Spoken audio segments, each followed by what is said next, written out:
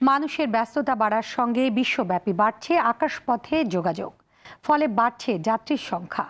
অথচ এর তেমন সুবিধা নিতে পারছে না বিমান বাংলাদেশ এয়ারলাইন্স। চাহিদা থাকা সত্ত্বেও জনপ্রিয় রুটগুলোতেই নতুন ফ্লাইট চালু করতে পারছে না।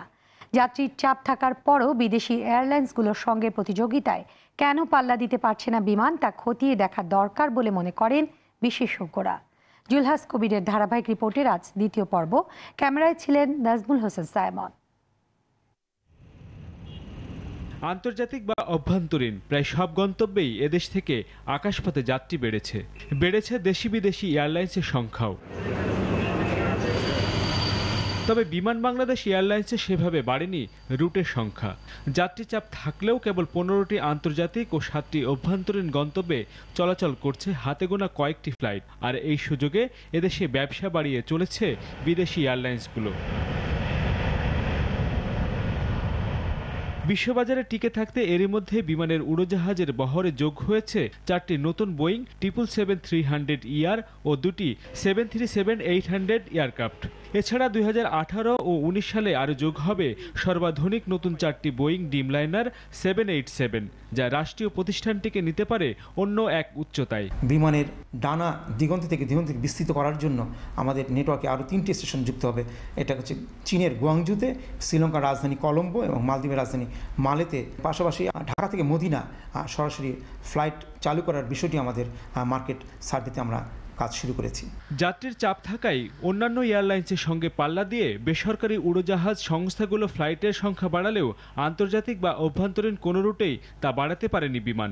এদেশ থেকে বিদেশি এয়ারলাইন্সগুলো যখন রমরমা ব্যবসা করছে বাংলাদেশি যাত্রীদের নিয়ে, তখনও বাংলাদেশের একমাত্র জাতীয় পতাকাবাহী বাংলাদেশ বিমান এয়ারলাইন্স সেভাবে যাত্রী টানতে পারছে না। ঠিক এমন পরিস্থিতিতে বাংলাদেশ বিমানের প্রতি যাত্রীদের আস্থা ফিরিয়ে আনতে সুষ্ঠু ব্যবস্থাপনা এবং যাত্রী সেবার মান বাড়ানোর পরামর্শ দিয়েছেন বিশেষজ্ঞরা। যাত্রী সংখ্যা বৃদ্ধির ধারা ধরে রাখতে নতুন রুট নির্বাচনে আরও কৌশলী হতে বিমান কর্তৃপক্ষকে পরামর্শ দিচ্ছেন বিশেষজ্ঞরা। মালয়েশিয়া যেতে আপনার প্রায় 4 ঘন্টার মতো লাগে, প্রায় একই রকম সময় লাগে সিঙ্গাপুর যেতে। মালয়েশিয়া যে ভাড়া, সিঙ্গাপুরে ভাড়া তার প্রায় 1.5 গুণেরও বেশি। যে কাজেই আপনাকে সিদ্ধান্ত নিতে হবে আপনি কোন দিকে গিয়ে আপনি লাভ করবেন, মালয়েশিয়াতে যাবেন না সিঙ্গাপুরে বেশি করে যাবেন। এখন আপনার আরেকটি শুরু হয়েছে গুয়াংজো, সেদিকটা আমাদের নজর ভালো দিতে হবে। আমরা নিউ ইয়র্ক রুট বন্ধ করে দিয়েছি, আমরা রোম বন্ধ করে দিয়েছি, আমরা টোকিও বন্ধ করে দিয়েছি, আমরা হংকং বন্ধ করে দিয়েছি। বিদেশি এয়ারলাইনগুলো কিন্তু একের পর এক তাদের ফ্লাইট সংখ্যা বাড়িয়ে যাচ্ছে।